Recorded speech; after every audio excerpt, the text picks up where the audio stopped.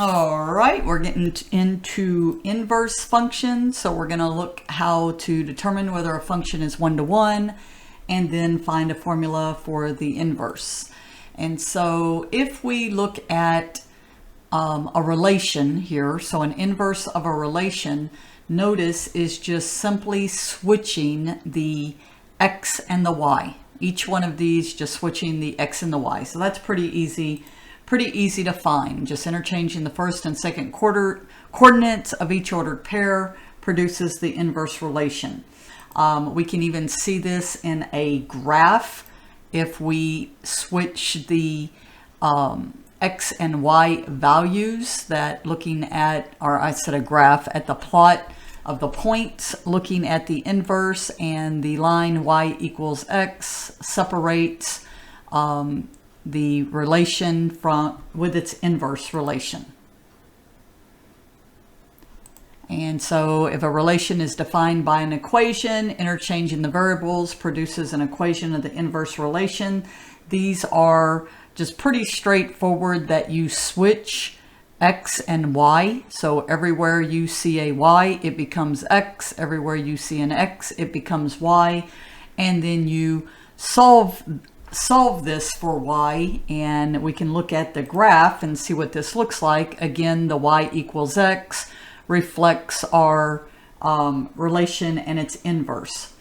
We can see if a function is one-to-one, if different inputs have different outputs, or even when the outputs are the same and the inputs are the same. And realize when you see this f raised to the -1 is read as f inverse, it's not an exponent. So we don't say f to the -1, we read it as f inverse, and it does not mean the reciprocal.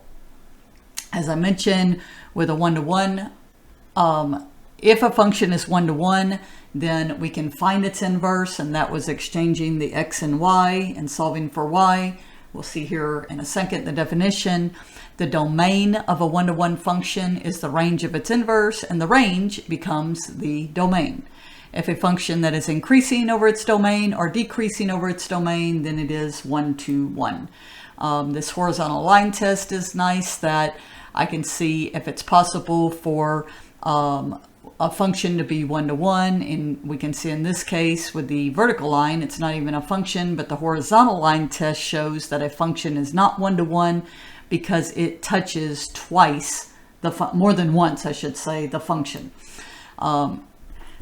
As I mentioned in the beginning, that to be able to find the formula for the inverse, replace f of x with y, interchange x and y, solve for y, and then replace y with your f inverse of x.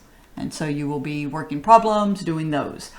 And then we can even look at composition, that if a function f is one-to-one, then f inverse is the unique function, such that each of the following holds. So if you take the inverse and compose it of your function, you should get for each x in the domain of f, and then even reversing, remember that these weren't the same, always the same, that reversing the composition to be able to find if it's one-to-one.